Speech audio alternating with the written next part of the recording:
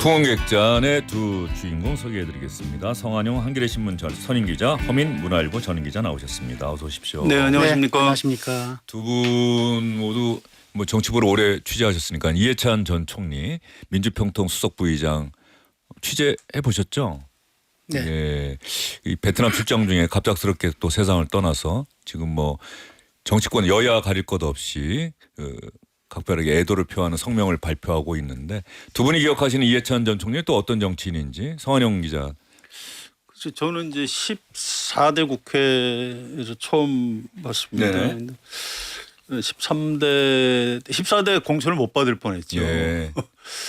여러 가지 곡절이 있는데 청문회 스타 이해찬 의원이 공천을 못 받을 뻔했군요. 네, 14대 때. 예. 이제 김대중 총재한테 좀 이렇게 들이받았어요. 그래서 공천 못 준다 이제 그러는 걸 이제 노무현 이철 유인태 원혜영 이런 분들이 그럼 우리도 다 탈당하겠다 이렇게 해서 이해찬 의원을 구했죠. 예. 그래서 이제 재선 의원이 됐고요. 예.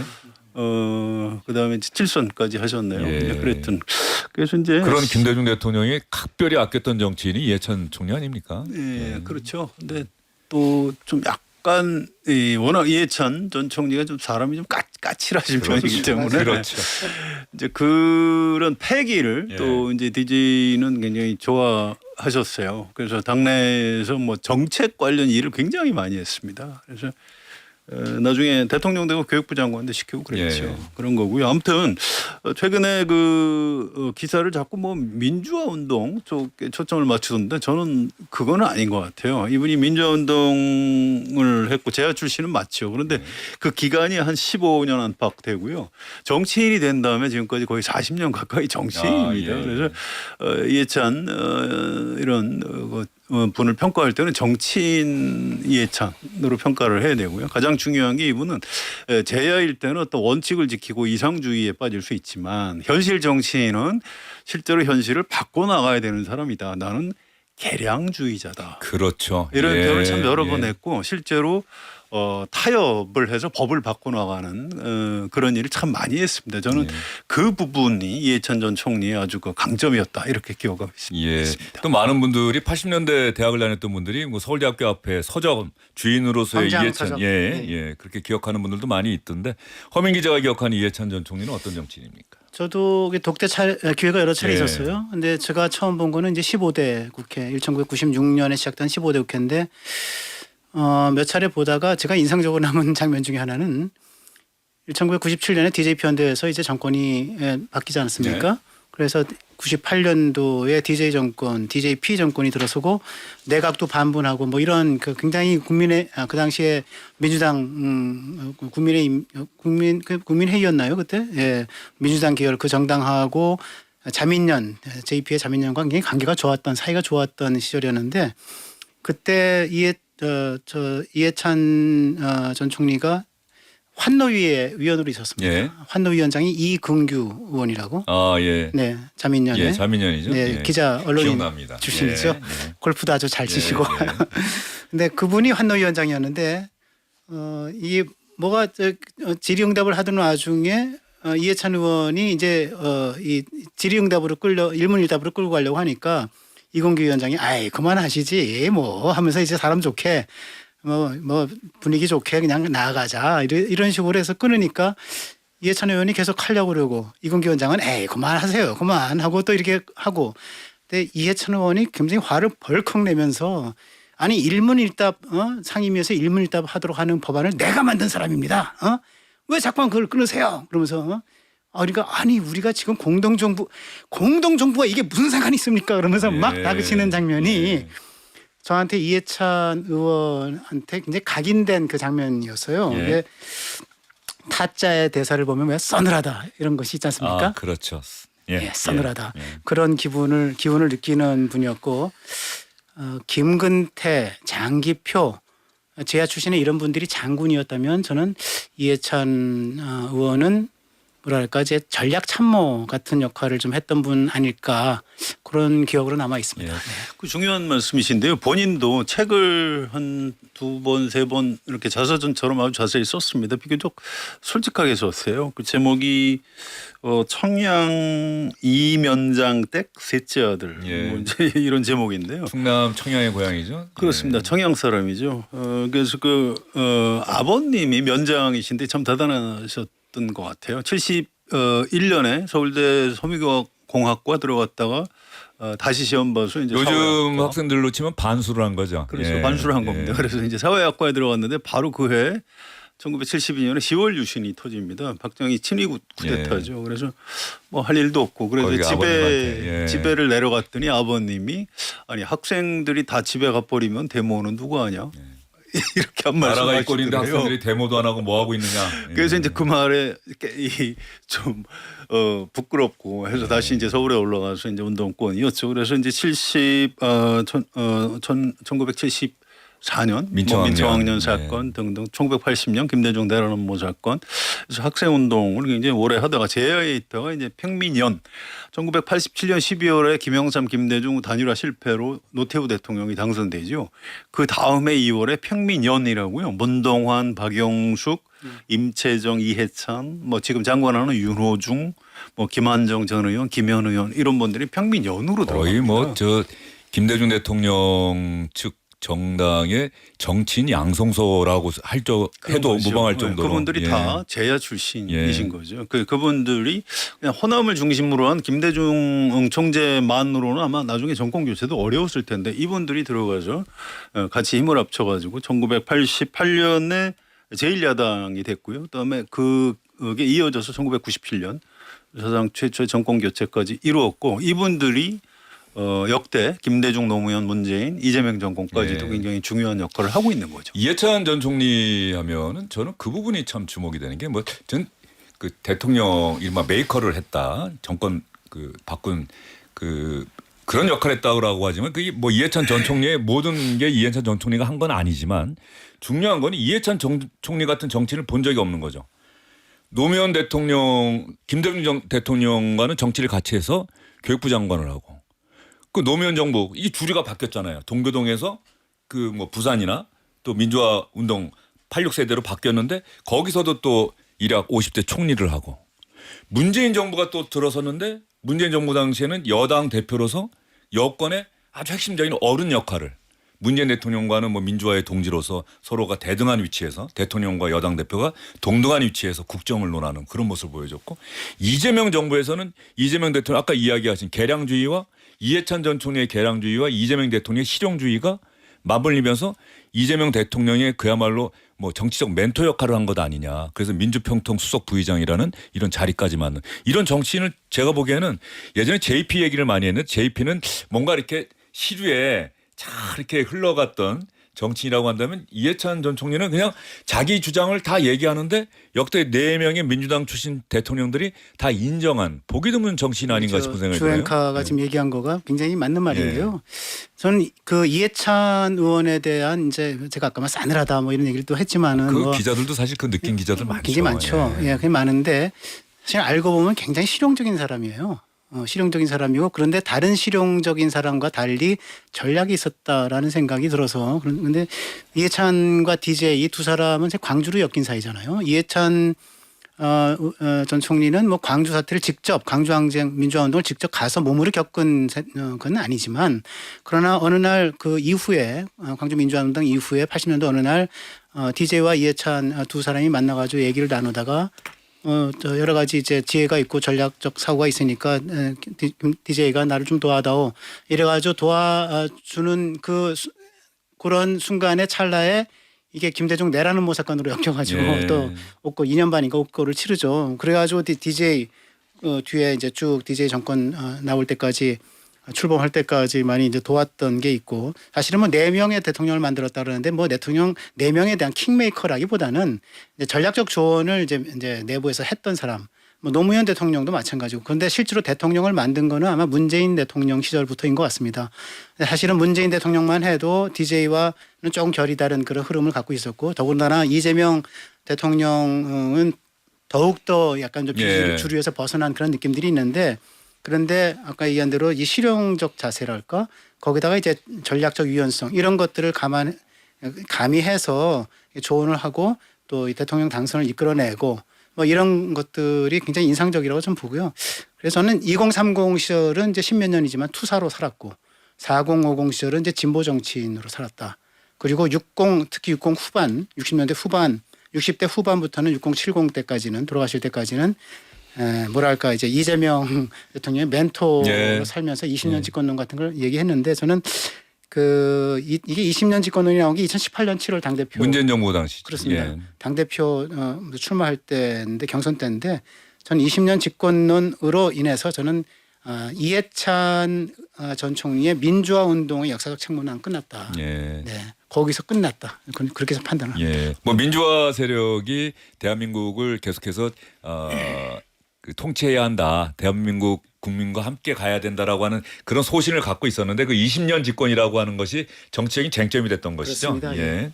아무튼 본인이 나는 지도자는 아닌 것 같다. 나는 참모형이다. 뭐 그렇게 얘기했죠. 네, 그렇게 얘기를 했고요. 실제로 뭐 역대 대통령들을 만든 사람 킹메이커 그렇게 얘기하기는 어렵습니다. 어렵죠. 네. 그건 아니고. 그러니까 저도 언론에서 그렇게 표현하는 거 보면서 그건 좀 네, 갸웃거려지더라고요. 그건 잘못된 예. 거지요. 어쨌든 민주당 안에도 이제 어떤 그 스펙트럼 같은 게 있는데 거기서 어떤 제야 출신으로서 민주당의 어떤 이념, 정책 노선 이런 것들의 원칙이 무너지지 않게 그러면서도 현실적으로 또 타협할 것은 타협하고 굉장히 뛰어난 정치인이었다라고 평가할 수 있을 것 같습니다. 예, 또 충청도 특유의 억양과 사투리도 좀 있었고 담배를 상당히 좋아했고 또 그 술자리도 좋아했고 또 골프를 좋아해서 사실 노무현 정부 당시 그 수해 때 골프를 쳤나요? 예, 그 문제 때문에 사실은 남아있죠. 야당의 집요한 사퇴 압박에 결국 맞서다가 나중에 결국은 사퇴하고 말았죠. 그때도 상당히 많은 민주당 열린우리당 당시에는 의원들이 상당히 안타까워하기도 하고 그랬었는데 뭐 골프 상당히 좋아했었고 담배를 좋아했었고 저는 개인적으로는 그 툭 던지는 말 한마디가 좀 기억나는 게 뭐 얘기하다가 좀 이렇게 기자의 질문이 좀 어디 좀 본인 생각하는 것과 이 흐름과 좀 맞지 않으면 어디 갔다 왔어요? 뭐 이렇게 얘기하고 또 얘기하다 보면 반가우면 괜히 이런 식으로 표현했던 거 아직도 여기 있어요? 뭐 이런 그 약간의 그 진심을 약간 이렇게 틀어서 표현하는 그런 스타일의 그 어법이 좀 생각이 나네요. 진보 정권을 이제 만들었던 이제 이렇게 뭐랄까 이제 이 패밀리들이 있죠. 이제 문벌들이 있는데 예컨대 이제 문재인 정권 뭐 이재명 정권 이게 만든 문벌 중에서 재야 출신들의 문파가 있고 시민운동 출신의 문파가 있을 것이고 크게 보면 그다음에 이제 기존에 이제 관료 정치 그룹이 있을 것이고 그다음에 이제 뭐 백만송이 뭐 하듯이 뭐 이렇게 인터넷 예. 이런 쪽으로 해서 디지털 이쪽으로 해서 청년과 결합해서 하는 이런 게 있는데 제가 볼 때는 이해찬 전 총리는 재야와 정치권 요 둘 사이를 묶어주는 가교 역할을 분명히 했다. 그 브릿지 역할을 분명히 했다라고 하는 점에서는 뭐 그 정권을 만들어가는 역사에서 굉장히 큰 소임을 다했다 이렇게 얘기할 수 있습니다. 저는 이 부분은 한번 두 분과 함께 얘기하고 싶은 게 2007년 대선 노무현 정부가 상당히 좀 부정적인 평가를 받고 정권은 기본적으로 한나라는 좀 넘어갈 수밖에 없었다는 그 흐름이었던 그 시절에 당시 대통합민주신당인가요? 즉 그 대선을 위해서 만들어진 경선을 위해서 만들어진 정당의 경선에 결국 세 사람이 붙죠. 유시민 의원도 도전했다가 사실상 이해찬 후보 지지를 선언하고 사퇴를 했고 이해찬, 손학규, 정동영. 근데 당시 결국 압도적으로 정동영 후보가 그 대통합 민주당의 대선 후보가 됐는데 그 다음을 보면 말이죠. 정동영 후보는 상당 기간 낭인 생활했어요. 민주당에서 인정을 받지 못하고 공천도 받지 못하고 손학규 후보는 결과적으로 흐르고 흘러다가 다시 또 원래 있던 자리로 좀 마지막에 갔고 이해찬 후보만 민주당의 중심과 주류로서의 역할을 계속해서 자리매김하고 그 자리를 지켰다. 이걸 어떻게 봐야 되느냐. 대선 후보까지 했던 정동영 후보는 왜 그런 인정을 못 받았을까? 지금은 물론 같이 있긴 하지만 통일부 장관으로서. 근데 당시 정동영 후보가 선택했던 그 대선 전략, 노무현 대통령과의 차별화, 노무현 대통령을 비판하면서 대선 후보가 되려 했던 그 부분이 아닐까 싶은데 어떻게 보십니까? 예, 맞는 말씀이고요. 그때도 뭐 2007년 대선에서 후보 경선 끝나고 난 다음에 아주 가까운 참모가 이해찬 후보한테 참 안타깝다 했더니 당신은 내가 진짜 될 거라고 생각하고 일한 거야? 이제 그러니까 무슨 얘기냐면 이게 이제 굉장히 자기 객관화가 아주 정확한 사람이고요. 그때 이제 경선에 출마한 건 민주당의 나처럼 이렇게 원칙을 가진 사람이 경선 후보로 들어가야 된다. 이것 때문에 그때 경선을 한 겁니다. 또 어떤 민주당 안에 어떤 이념 노선 그 기수라고 할까요? 깃발을 잡고 있는 그 역할을 나는 포기할 수 없다. 이렇게 선언을 했고 그 이후에도 민주당에서 내부적으로 그 역할을 한 겁니다. 예. 그래서 이렇게 오래된 거고 이번에 이재명 현재 대통령을 만드는 데도 사실은 당내에서 비주류였던 이재명을 이 사람이 가장 김대중, 노무현, 문재인의 어떤 이념과 정책 노선을 가장 잘 개성할 수 있는 사람이다라고 픽업을 한 사람이 바로 이해찬입니다. 예. 그래서 이해찬 전 총리의 도움이 없었으면 아마 이재명 대통령은 탄생하지 않았을 겁니다. 예. 그걸 이재명 대통령도 잘 알고 이번에 이제 쓴 글을 보니까 굉장히 좀 가슴 아파하더라고요. 예. 그런 우리나라 때문에 민주화 역사의 산 증인이 세상을 떠났다고 저는 이제 안타까워했죠. 주앵커가 지금 얘기한 거를 이제 간단하게 예. 제가 느끼는 단상을 말씀을 드리면 그 열린우리당이 만들어진 게 2004년쯤이었을 거예요. 그러니까 기존의 민주당에서 사실은 대통령이 자신이 소속된 정당에서 멀리하고 이제 다른 당을 사실 만드는데 일조를 한 거잖아요.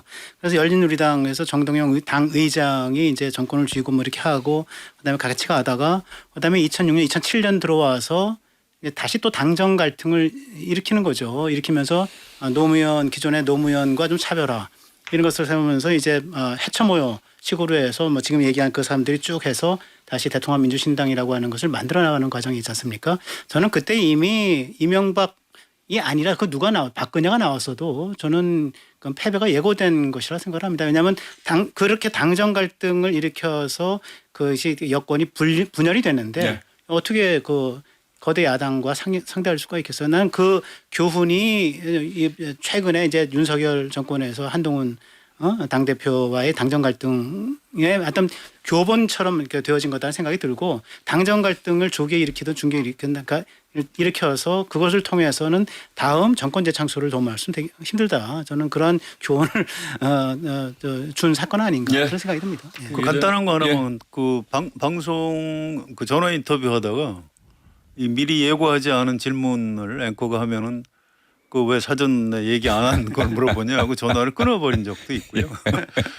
그 박원순 서울시장의 이제 비극적인 소식 그 이후에 사실은 민주당 회의에서 뭐 피해 호손이라는 그 처음 들어보는 그 용어를 사용하고 그랬을 때 약간 고개를 갸웃거리는 많은 분들이 있었고 저렇게 접근할 일이 아닌데 그런데 그때 또 빈소를 방문하고 나오다가 기자들 질문에 또 이해찬 당시 대표가 좀 발끈했던 그래서 좀 당시 언론으로부터 좀 그렇죠. 비판을 받았던 네. 모습도 있지만 그럼에도 불구하고 또 이해찬 전 총리를 잘 아는 민주당 소속의 당직자들이나 이런 분들은 참 속은 따뜻했던 분이다. 또 이렇게 기억하는 분들도 많더라고요. 이라도 많이 지금 SNS에 많이 올리고 그렇습니다. 있고. 뭐 사람이 모든 걸 완벽할 수는 없고 예. 굉장히 청기가 있고 똑똑한 분이시지만 성품은 역시 그 까칠함 또 그 까칠함을 빼면 이해찬이 아닌 승리될 수가 겁니다. 없죠. 그런 겁니다. 초선 이해찬 의원의 첫 보좌관이 유시민 맞습니다. 작가였다는 예. 거 네. 아마 많은 분들이 알고 계실 텐데 2007년 경선 때도 유시민 의원이 내가 해야 되나 이해찬 선배가 해야 되나 고민하다가 결국 중간에 이제 맞아요. 그만두는 그런 일이 그래서 있긴 유시민 전 있었는데. 장관도 처음에 보수를 닮아서 그런지 까칠하죠. 예. 알겠습니다. 지금 정치권에서는 이해찬 전 총리의 별세 소식에 안타까워하고 애도를 표하는 그 입장들을 발표하고 있는데요. 정청래 민주당 대표, 조국혁신당 대표 이야기 한번 들어보겠습니다. 민주화의 새벽을 열고 더불어민주당의 뿌리가 되어주신 이 시대의 큰 어른을 잃었습니다. 이제 무거운 짐을 내려놓으시고 부디 그곳에서 편히 쉬시길 바랍니다. 이 총리님은 용맹한 민주투사셨고 경륜과 해안의 정치인이셨습니다. 민주주의를 향한 굳은 신념, 좋은 나라를 만들기 위한 실천적 노력을 이어받겠습니다. 네. 지금은 아마 국민의힘에서도 애도하는 그 성명을 발표했죠. 예. 한국 정치사에 살아있는 증인이었다. 뭐 예. 이런 식의 나쁘지 않은 논평이 나왔습니다. 최근에 여야 관계를 봤을 때 그래도 국민의힘이 이해찬 전 총리의 별세 소식에 함께 애도하는 성명을 발표했다라고 하는 것은 또 이해찬 전 총리의 어떤 정치적 무게, 그동안의 정치 역정 이런 것들을 야당에서도 상당 부분 인정한다 뭐 이렇게 받아들일 수 있는 앞에서는 또 거겠죠. 겸허해져야 되는 그렇죠. 거니까요. 예. 네, 맞습니다. 알겠습니다. 자, 다시 한번 어쨌든 대한민국을 위해서 많은 일을 한 이해찬 전 총리의 명복을 주영진의 뉴스집격에서도 다시 한번 빌도록 하겠습니다. 내일 오전에 시신이 운구가 돼서 빈소인 서울대병원으로 가게 되고요. 31일에 아마 발인이 네, 될 것 5일장으로 같는데 기관 사회장으로 그렇습니다. 처음엔 국장이나 국민장 뭐 이렇게 이야기가 있었는데 기관 사회장으로 치른다고 민주평통이 오늘 발표했다는 소식까지 여러분께 전해드리도록 하겠습니다.